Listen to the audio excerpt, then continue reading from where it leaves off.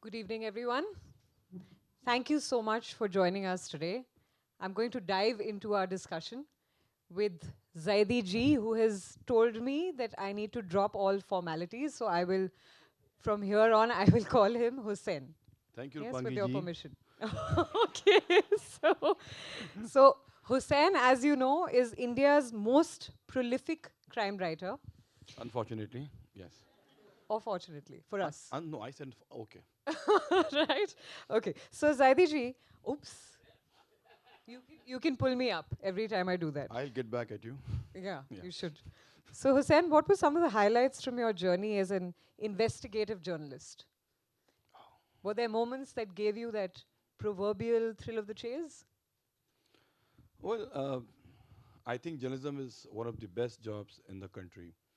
And if there are any youngsters here, which I can't see because of this lighting arrangement, um, we all should try to become journalists, even if for a brief period, say 6 months, a year, 2 year, whatever, because that will give them a very good perspective of this country and what they can do for this country. Anyway, so investigative journalism is just a part, a next level of journalism, where you manage to understand things in a way which will prepare you for so many contingencies in life.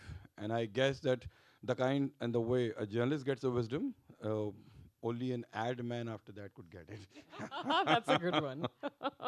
So what about moments where you got the proverbial thrill of the chase, that A piece? lot. Because I'm sure everybody wants to hear about Yes, I those mean, I, moments. I think the most of my beyond the Mumbai Underworld, I received those kind of, I think, yeah, Threats? fear and threats and thrill in Kashmir, in Pakistan, and in Iraq, and at the border of Iran and Pakistan, both places.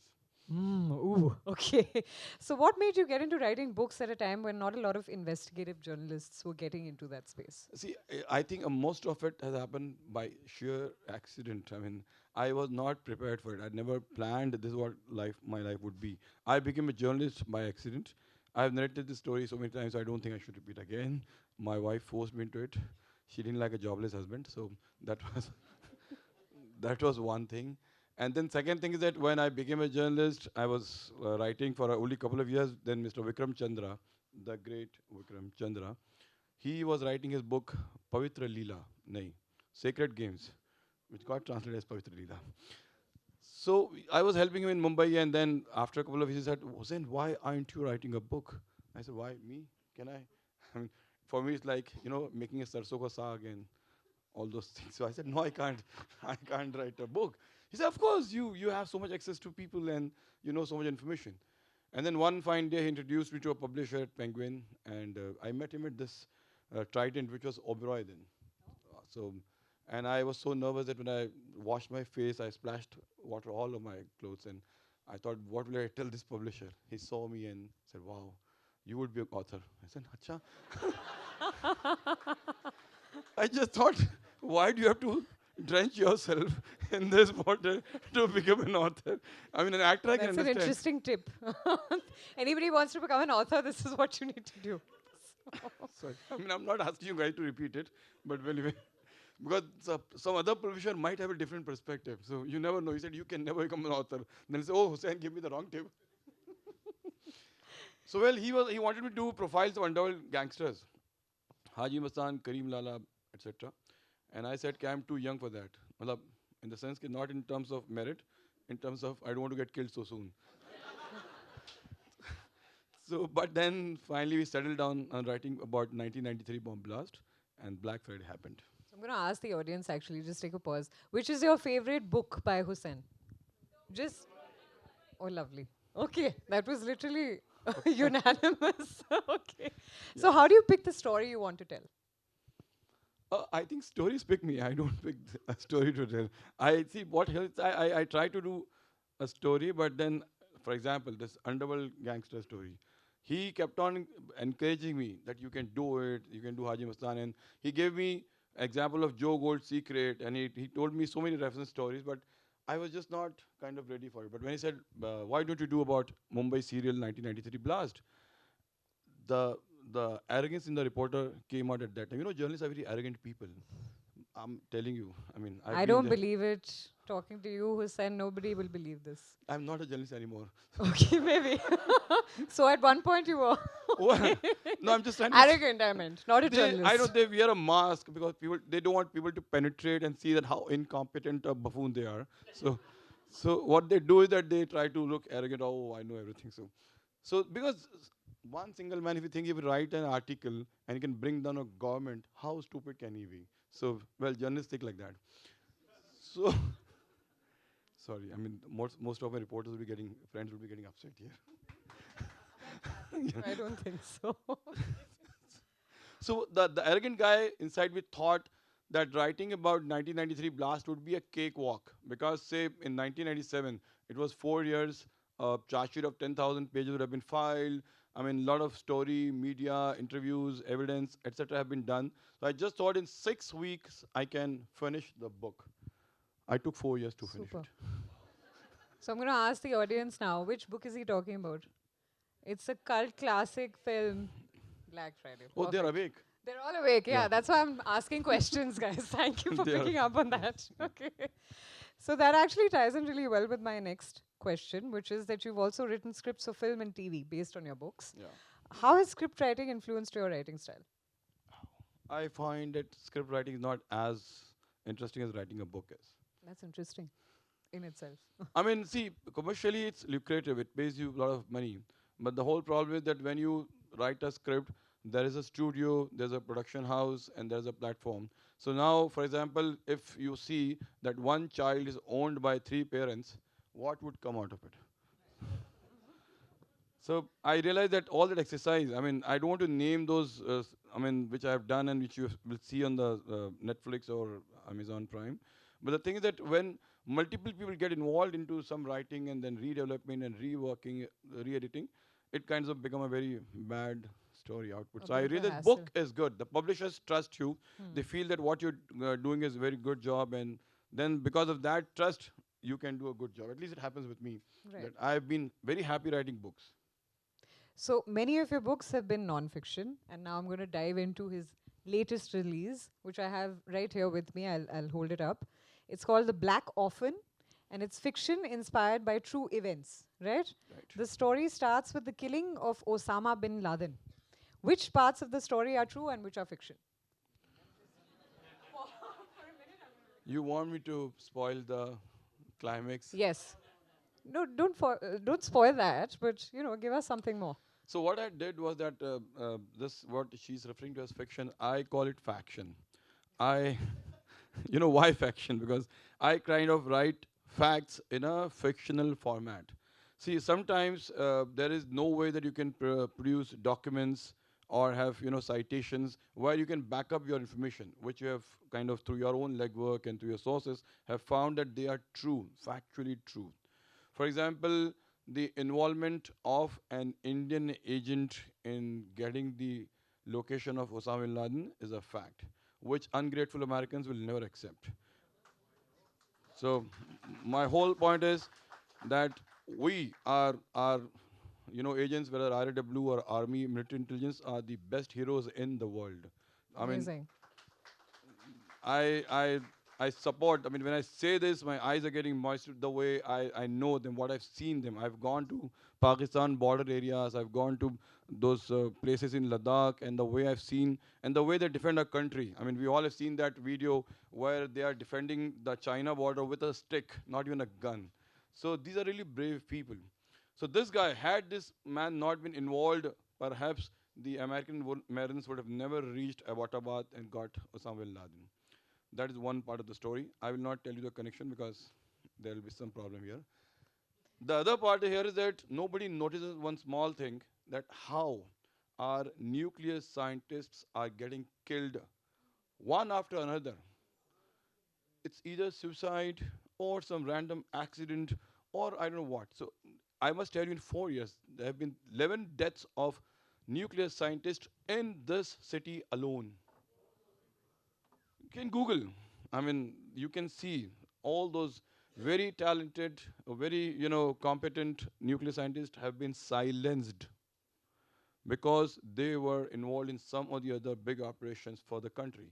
So now all those enemy or supposed friends of India, They don't want them coming out. They don't want to become successful. And because they cannot pull the pager kind of, stunt here in India, so what they do is, I hope you understand the pager thing. So they started trying to eliminate those people here.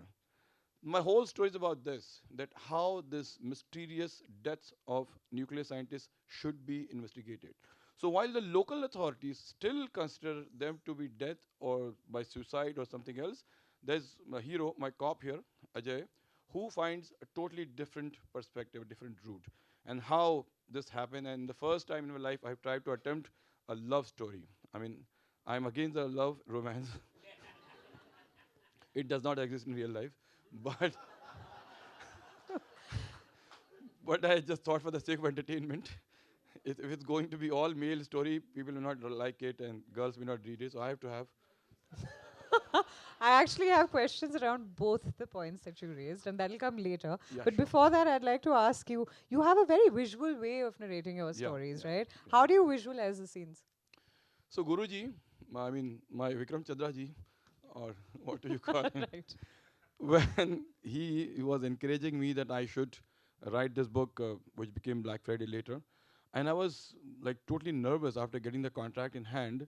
And read the contract. I was totally nervous. I don't know if I can write it. See, for a journalist, writing a 400-word story on a given day, on a event on that day, is okay. It's a daily routine for them. But to write a story of 75,000 words of such a huge, you know, uh, March 12, 1993 was the biggest terrorist attack in the world at that time.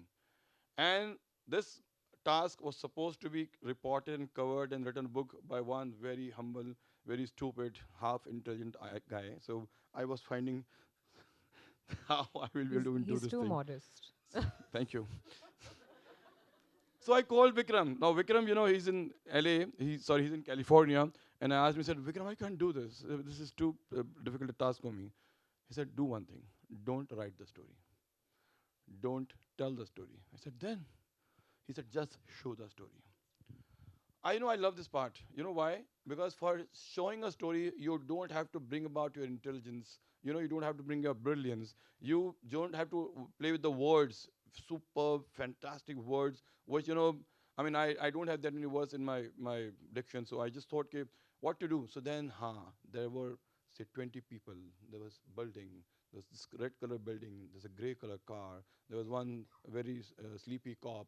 And those kind of things I have to think, and then I have to just put all that in my paper, in my writing, in a way which people can visualize. Yeah, they all understand. The cops are always fat, oversized, sleepy. They don't pay attention, and those kind of things. In Bombay, traffic is always bad. People don't pay attention. So just start telling the people, and the story happens. Right. But also, you switch perspectives at the height of drama, right? How do you choose the right moments to switch perspectives? Like it all happens. I mean, for example, how we all are laughing, and the second moment I try to say something very serious. So in real life as well, I mean, don't you know? I mean, my wife suddenly, she will say a lot of good things. I'm just giving an example. In real life, Okay. in real Relatable, life, apparently. Everybody's she say laughing. that, oh, your book has again been adapted. Oh, wow. Red Chillies has picked up the rights. Fantastic, Hussein. Shah Rukh is going to produce your book. I'm so proud of you, blah, blah, blah. And then, okay, Hussein, I need some 10 lakh rupees for my gaon ka village, build zameen. Huh? Matlab, congratulations and 10 lakh rupees for your property development in village. What's the connection?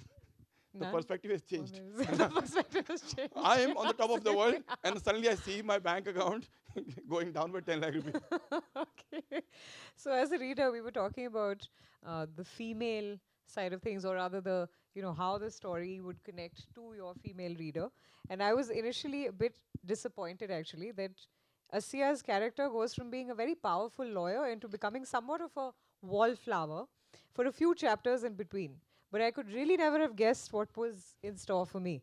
So this is a bit of a spoiler alert. It was all a smoke screen. Am I right? Was it intentional?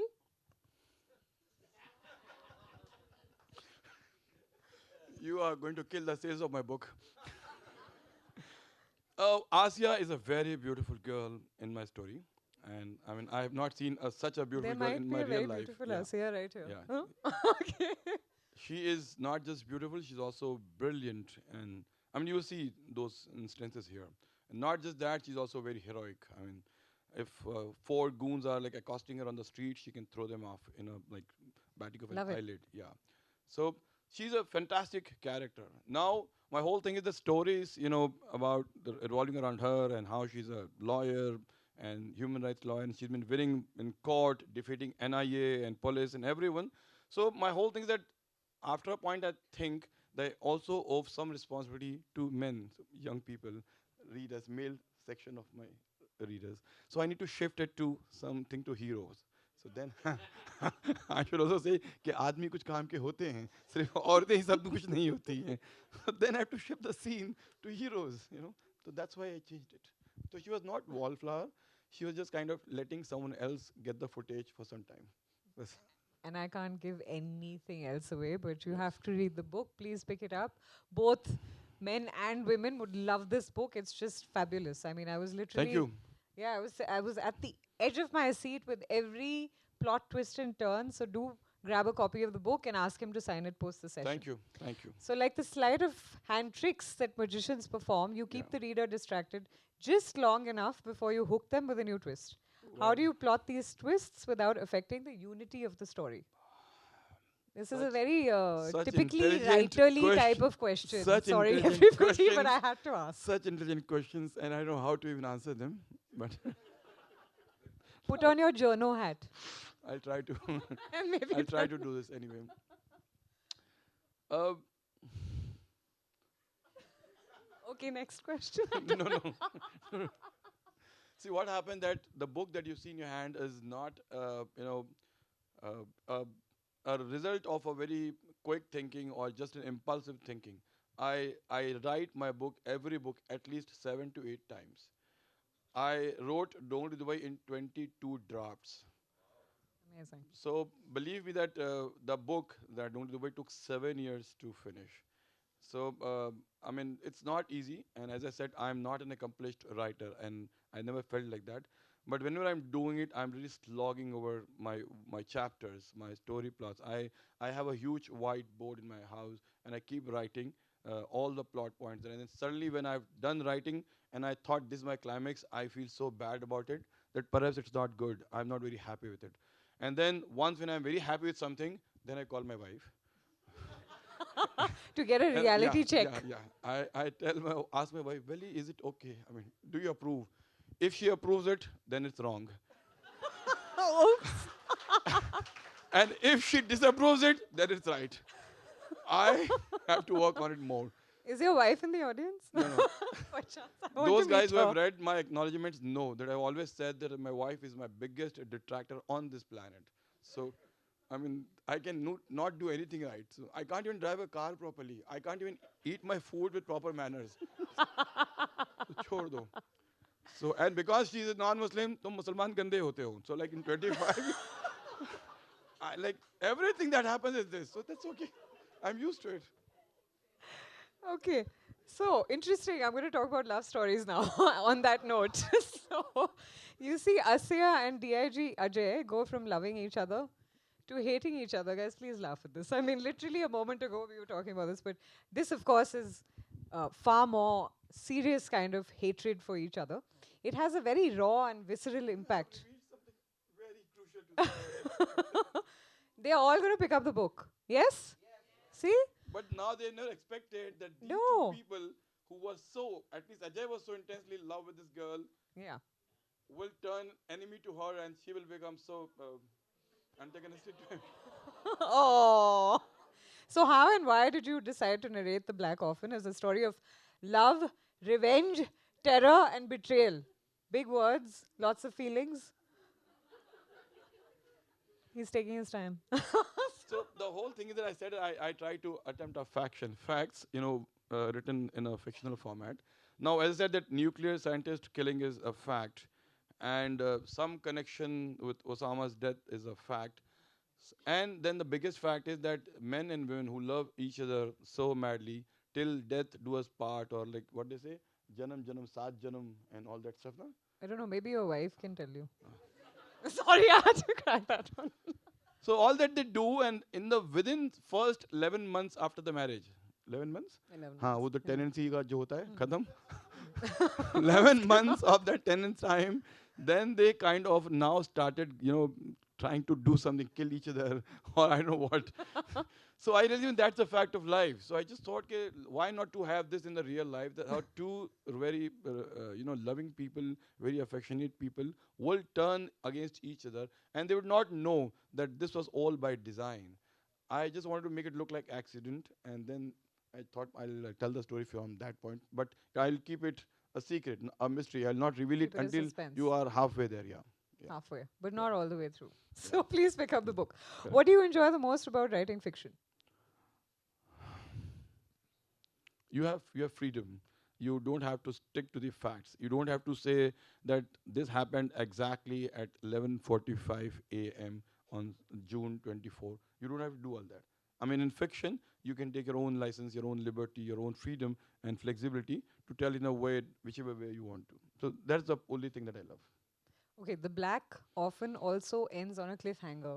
Yeah. So I had to ask this question. Are you working on a sequel for it? Actually, the whole world is now, you know, sequel driven or franchise driven. Prequel also. Yeah, a prequel also.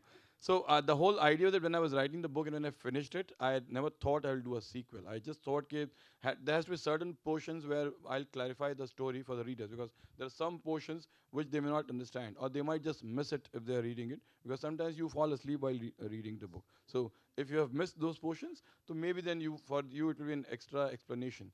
I just thought in the end I'll do that. Now it's a different thing that the production house which picked up the book, they said, oh, there is a scope for sequel of the book. So they thought that I should do that, which I have not yet actually gave up, thought about it, made up my mind, but well, it may happen. Do we want a sequel? Let let them read the first part. No, you will want the sequel. Just take my word for it. Let them read the first. I want the sequel, so I'm asking. Thank I you. want the sequel. All right. So, on to the next question. Sometimes you're picking the stories or you know what you're going to tell. Is it not? Um, no, I'm on that. Okay. We're Yeah. going to give them at Okay. least 10, Yeah. 15 minutes Okay. Yeah. of Q&A. Yeah. So we won't hog the limelight. We'll No, pass it no, back on I to think you. we are spoiling a lot of climaxes. So I just thought He's getting worried now. I am concerned about my books. Okay.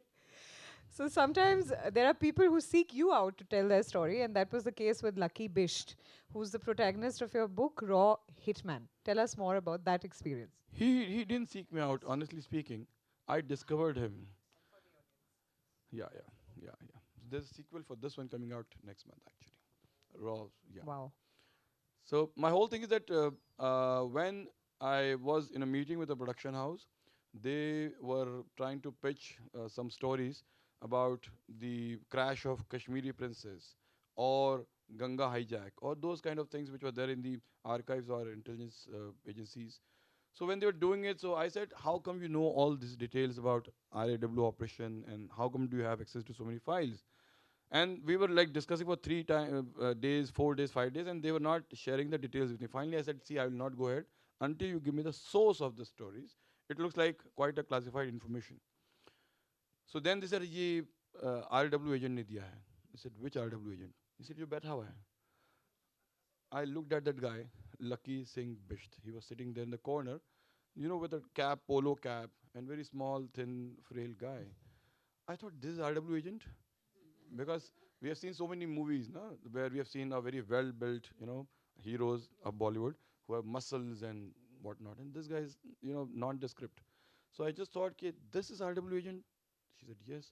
I asked him, but tell me, how are you RW agent? I thought, matlab, to me, I thought maybe he's doing a con job. So we, we all see all those CBI agents having wrong I cards and doing all those things. So I just asked him. And when he started telling his story, I was totally surprised. Lucky Singh Bisht, I mean, he has such a fantabulous story. It should be a book. But I thought I will first interview him on my YouTube. So then I brought him on my YouTube, and I had an interview with him, about half an hour long interview. And then I was okay. I thought maybe it's a good story for interview, for the YouTube. But next morning, Lucky did one mistake. I mean, and I was very upset with him next day. Some Hindi newspapers started reporting that Hussain Zaidi is going to write about a biography on Lucky Singh Bisht. I was furious. I want to pick up a call and phone and blast this guy, Lucky Singh Bisht, RAW agent. And when I was trying to do that, suddenly I got calls from three producers. Sir, आपकी book की rights तो हमको ही चाहिए. I said, hi. I have not even started writing it. And then I get two calls from the publishers. Ke, who are you writing for? I mean, can you discuss the advance and terms and conditions? Yani, this five calls in a span of 15 minutes when I was going to blast Lucky Singh Bisht that why did you do that? So that is like how this story had kind of, it chased me and I had to write this story. Perf was not my by choice, but I realize it's commercially very lucrative or people interested in it. It is, and it's a fabulous story. Please pick up So Raw then we Hitman start as doing well. the sequel, and sequel I would suggest is actually more thrilling and interesting because why? Lucky kind of in a way opens up in a way where we all have seen James Bond, Jack Ryan, Jack Reacher on the screen, and as I told you, we don't know what our heroes are doing. You will see the stories of Agent Lima. He's not just a hero, a James Bond, but he's also a master planner, master strategist. And what he has done for the country in those heroic missions, 8 missions in this, you will be totally impressed with that. So please pick up that sequel also and read. We will. Yes, thank you. I'm waiting. I'm itching to pick up the Thank sequel. you. Yeah. So before we start with our Q&A, and that's your cue audience to start thinking about intelligent questions to ask him, I wanted to reveal that Hussain is setting a new precedent as a writer. He will be combining sequels for two of his previous books in his upcoming release. It will be a combination of a sequel for Black Friday, which all of you had correctly guessed is the cult classic hit directed by Anurag Kashyap about the communal riots in 1993 in Bombay. And it was released in 2002. And Dongri to Dubai was released in 2012, the first book about Mumbai's mafia and, of course, Dawood Ibrahim's evolution as a don. So now we have the sequel of both the books, right? I'll add a couple of points to this one. Yes. So what happened was that Dongri Dubai was actually a history of 6 decades of Mumbai Mafia, but it ended at 2007. And this kind of, reported about Dawood's journey from Mumbai to Dubai, from Dongri to Dubai. It didn't go beyond that. While Dawood had relocated from Dubai to Karachi and had much bigger role to play in Pakistani politics, right from hiring and firing the prime ministers of the country. Yes, Dawood. Yes, please hold on and read. That's what I'm saying. Even I do not know this. So even I did not know that how one small gangster, one small Tapori type guy, hardly 5.5 feet guy from Dongri, this Dongri of Mumbai, where we get all Sikh kebabs and malpua and paratha, will grow up and will grow up so much that he'll go from Pak Modia to Pakistan and he will be able to influence the prime ministership of that country. So he will hire and fire like I don't know. You'll see. You will enjoy. I hope reading that stuff. So I thought this needs to be told. I need to tell the story. But while doing all that and trying to profile his doings and misdeeds in Pakistan, I thought there should also be a bit of the way Black Friday, because Black Friday again I ended somewhere in 4th November 1993 when the Mumbai police filed a charge sheet and the case was given to CBI. So how CBI took over the case and how they went about chasing other accused around the world. So I thought I will try to, I mean, it's an attempt. I don't know. I feel it's a feat of sorts where I've tried to combine the sequel of these two books in one book of mine. The book is called From Dubai to Karachi. So I have Black Friday and Dubai both sequelized here in this book. I hope you read it. Okay, now do we have mics for the audience? We have mics? Yes? Just keep your questions crisp so that we can get as many people in asking questions. We've deliberately made sure we have 15 minutes for all of you. So please make sure you ask all the questions. Whatever you have on your mind for Hussain, shoot. So I have two questions. Firstly, is this information of Lucky Singh Bisht is not classified? So if you're writing in a book, it's not state secret. So that way. You mean the first book? Yeah. No, the one you have written, Hitman.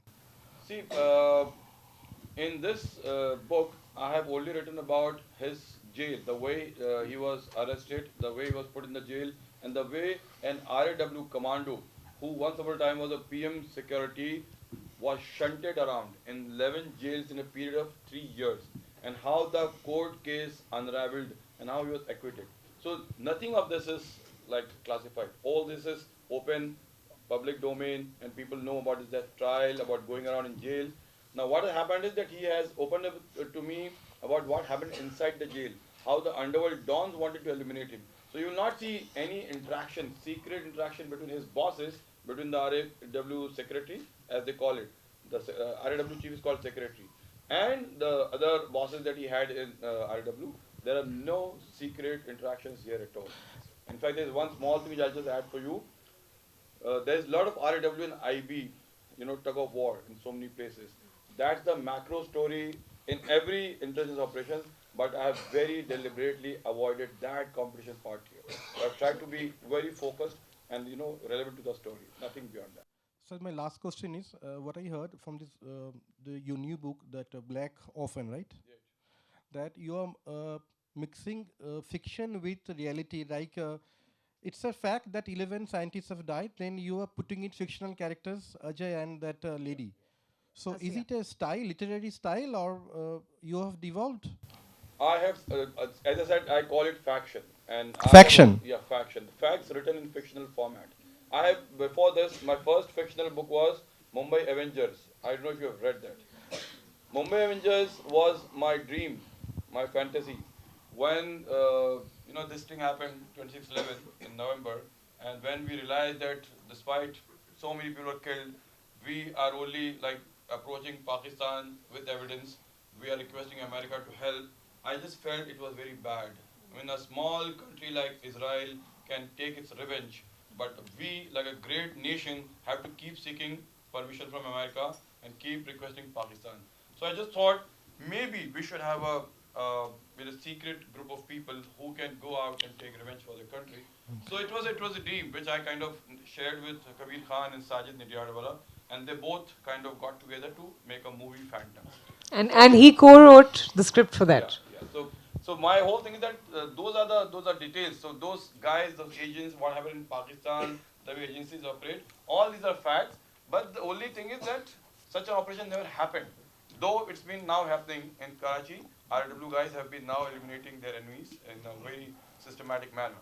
So as I said, all those are facts, but not until then. Now they are facts. So I also read your book 11th Hour. 11th Hour. It's on the ship, the Lakshadweep. It's also good. Yeah. So What was the question there? Sorry, I'll have to ask you for a question. so only part of why he thinks that why Lakshadweep is the focus of story. Because Pakistan Yeah. also wanted to take away Lakshadweep. The way they took Kashmir, they were even eyeing Lakshadweep. And people don't know about it. So Pakistan wanted to take away Lakshadweep and Pakistan wanted to take away Hyderabad. So Hyderabad, Lakshadweep and Kashmir were three targets of Pakistan. So we, all youngsters, know only about Kashmir. But we don't know about Hyderabad. Vallabhbhai Patel had to mount an army, action to wipe off those guys of Hyderabad so that Hyderabad remains with India. And then similarly, Lakshadweep, which Pakistan was still doing too many things, and Chinese submarine, etc. You should read in Lavilam Tar. So I think that was his question. Why Lakshadweep? Why Lakshadweep? Lovely, okay. Yeah. Hi, Yes. sir. In the blue, in the black, I see a few hands up. Which, where's the mic? Hi. Sorry. Hi, sir. So I'm generally a big fan of your work. I really liked Dongri to Dubai. And I think I had a question, and just one, which was, your work obviously discusses fairly sensitive details of, it may be faction and, this idea of historical fiction, but it discusses fairly sensitive details of operations of the Mumbai underworld, terrorism, etc. in general. And to maybe get those details, you need to cultivate a relationship of trust with a certain number of sources, with certain people placed at high positions, whether it's in the intelligence agencies, police, crime, etc. How did you, as a journalist, how did you specifically, as a journalist and as a writer, go about building those relationships of trust to then incorporate into your stories? And is there a difference between how you did it as a journalist and then later on as a writer? It's a question which requires a lot of explanation. But it's like journalist trust, the way you build trust with all your friends or your colleague at work. Similarly, a journalist has to do that with officers, and it doesn't happen overnight. It goes over a period of weeks, months, years. So there are times when journalist will meet an officer and whatever he says will become a story next day in the newspaper. I was never in a hurry. I never thought that journalism would be 2 minutes Maggie noodle. I thought you have to work on it. You have to like develop the sources. So there are times when I have gone back to my newspaper and I've got a huge firing from my editor. आज कुछ नहीं है. What are you filing today? I said नहीं आज कुछ नहीं है. Though I think I have a very huge story in my pocket, but the officer has asked me not to write it. So that's how I've kind of developed and cultivated, trust with them. And then, as I said, over a period of months, it paid off. Then they started giving me exclusive stories, which I wrote, and then that's how I kind of made my career. So, as I said, there is much more, but maybe some other time. Hi, Hussein. I have just two questions that I'll ask in one breath. Okay. Can I'm you here, raise your I'm hand? here. Yeah, sorry. Yeah, yeah, that's you. Yeah. Yeah, so the first question is mostly, see, you don't like love stories, but what's your love story with the city of Bombay? That's question number one. The question number two is, you're a journalist, but did you always want to be a crime beat journalist, or it just happened to you by chance? Thank you. I've narrated the story earlier at other places. I'll try to quickly tell the story here. In Mumbai, I realized that it's my Janam Bhumi and my Karm Bhumi. I just love Mumbai, and I see that there is no other city like Mumbai in this entire country. There might be beautiful countries. There might be very good touristy places, having good food and scenic places. But Bombay, Mumbai is totally different. Which way I say that you will not find people like Mumbai walas here, and you will not see places like Mumbai. So I just thought I should base all my stories in Mumbai. So that's one answer. And I got everything here. I mean, my career, my success, my wife, my children, everything here. That's a good one. No, by then he had gone to Dubai. So I didn't find Dawood here. No, he had already fled to Dubai. So I didn't find him here. I found my vocation rather. So it's not Dawood. Well, journalism is my vocation. So that was one thing. And about my crime journalism, I had applied for, in fact, Indian Express has asked me when I was in the Asian Age, they asked me for interview. And when I was talking to them, they said, what do you want to cover? I said, maybe education, politics, and health, etc., etc. He said, no, all those beats are taken. We can only offer you crime journalism. I said, I don't like crime journalism. Murder, gore, kidnap. I don't like all that smuggling. So, I kind of made a face when I was sitting in front of the editor. He said, I can't do crime journalism. And then I started getting up and leaving. He said, wait, Hussein, don't you think that there are all these bad guys and criminals, all these people are Muslims? And he rattled the name, Haji Mahsan, Kareem Lala, Dawood Ibrahim, Abu Salim, Chota Shakil, Bashu Dada, and the list was endless, some 8, 10 people. I said, okay, but what have I got to do with them? Why should I become crime journalist because of them? He said, maybe you can make a difference. You be a good journalist, expose them, expose their deeds, and become a good guy, maybe. So they will say there are bad guys, and there's one good guy who's exposing them. Then that's how I became a journalist, crime Hi, journalist. Hussein. So I'm Hi. a huge fan. Here. Yeah, okay.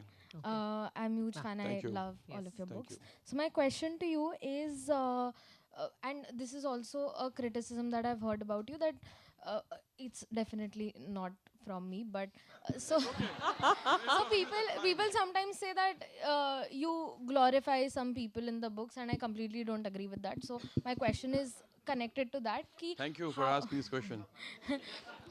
how do you manage to put their personal life out there without making them heroes, or without making them good guys, even though you are talking about their personal lives?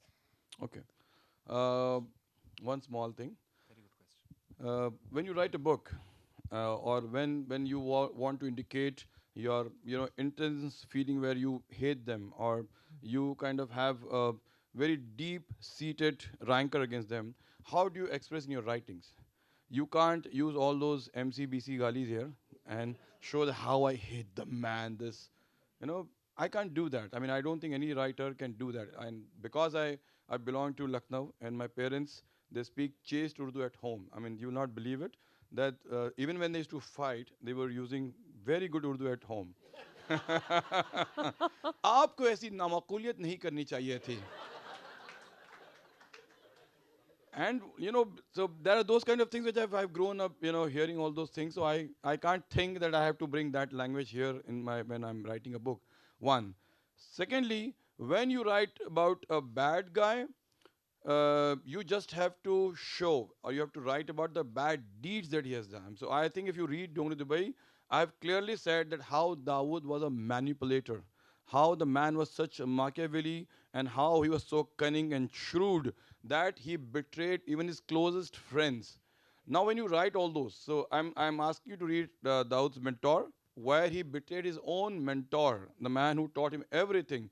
In the process of the book, when you're writing about two characters, you don't have to write on every single line, sorry, I'm not glorifying him. Sorry, excuse me, it's not glorification for him. I'm not doing all that. I'm just telling a story about the story graph of these two people, the way my story is progressing. And then towards the end, you will know that how the man has backstabbed his own mentor, his own friends, his own country, his own people, his own gang. And this will come across when you read the book. And then you will read that I'm not impressed with him at all, or I don't glorify him, or such other characters in the book. So I'm saying just read it.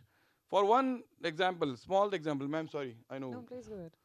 So I have faced a lot of death threats from these underworld gangsters. And so many times I have to really save my life. I have to run away from here and then I have to go in hiding for some time. It has happened to me. Chota Shakil was one guy who was always accessible to me. I can call him and I can get all the information about gangsters. But then I wrote Mafia Queens of Mumbai, and I wrote about how he was in affair with his lieutenant's wife. While the lieutenant was in jail, he was having an affair with his wife, Mrs. Paul, Shamim Begum, and Chota Shakil was furious. How can you do this? So my whole point is that for me, story is important. Being truthful and honest to your work is important. It does not matter whether Chota Shakil gets upset, Daud gets upset, whoever. So you can see in the book, so there is no attempt to glorify them. I'm not getting any salary from them. I have been, I am, That's on record. I'm getting paid here in this by my publishers and by those studios and production house who pick up my book. So I'm sorry. I don't know if I've been But able I to also answer the feel question. that's a great question, because I was going to ask the same thing, that it's a pitfall, because in some ways in storytelling you always have to create empathy for your No, I don't know. characters, right? I've not tried to do that anything for Dawood. Actually, I said that you Not should read it. empathy in that way, but in a way that the reader can I connect always with their teach my desires and emotions. I always teach my protege, my students, whoever come want to learn from me. I said, "Roti sirf reporting se." I've always taught them these things. So I mean, I don't want to do this from gangsters who are such bad people. Why should I even think I should please them? Why should I even try to glorify them? And people don't enjoy reading those glorifications. So anyway, I don't want to kill my own books by doing all those negative things. Right. Okay, we can go on to lots of questions up front, at the back. Where's the mic though? That's the. Oh, you have the mic? Somebody has the mic? Please, I'll just ask and then I'll pass it on to you. You've written, firstly, a very, very riveting discussion. Two of your books, one is Dongri to Dubai and Black Friday, both have Dawood Ibrahim as central characters, or should I say important characters in the book. One of the main characters. Just curious, and probably you could forgive me for my ignorance, but have you ever interacted with him or met him, or that's what I'm saying. Great question. No, so the question was, firstly, I mean, have you interacted? The answer is yes. What is your impression? I mean, obviously, the whole world knows him as what he's been notorious for. But once I was reading an interview in Midday newspaper. This was many, many years back. And from whatever one reads of him, he at least, I mean, I'm not saying comes across, but at least pretends to be, or at least, kind of comes across as somebody who's very decent and uninvolved in any kind of crime, which obviously every criminal will tell you. So there's our lovely, teammate from the Litfest who's sort of gesticulating wildly at me right now. So not so wildly? Okay. Just Okay, mildly wildly. About Dawood? Okay. Yeah, I think we have how much time? 30 seconds. Sorry, So, sorry, if we can just get the answer of that question. Yeah. And Hussein, sorry, this is Dawn until 90s. But once when he moved out from here to Dubai and from Dubai to Karachi, his powers were curtailed. So he's a captive of his own circumstances. Not so free, and he's a man not so omnipotent as we think he is. I think that's what I said in my interview in midday at that time. Yes, sir. Yeah. Yeah. She Hussein, says I have only 30 seconds, so yeah. I'm scared now. So, I've been fortunate enough to meet Karim Lala, and what I find is that some of the dons of old Yeah. had some element of Khandani kind of attitude in them. But how do you explain someone like Lawrence Bishnoi? I would like you to give some That's- insights on. That's such a character- relevant question. Yes, exactly. The thing is that he even threatens someone like I Salim will have Uncle, to who's ask you for 30 Salman's seconds. 30 father. seconds? Or Okay, he we have doesn't 30 even want to seconds. spare Salman's friends and family. So how do you explain Should the I answer? He's asking me if I should answer this. No, You should, please, yes, please, go ahead. please. Please. No. I've been told right now to cut it off, so I'm now passing it back to you. See, I'll tell you what. Lawrence Bishnoi has just applied for the top job. So he's in the process, so he'll take some time to get there. So I think by the time he's there, he'll develop all those traits and mannerisms or whatever. So give him some time. I don't know whether he stays, he remains, he grows, or anyway, rest you can understand. Sir, one last question. Hello. Now I Can will we be can on we have stage that last gesticulating. question post the session if that's okay? Would you be all right with some of them just joining you afterwards? Thank you so much for being such a lovely audience and such great questions. Thank you all for coming.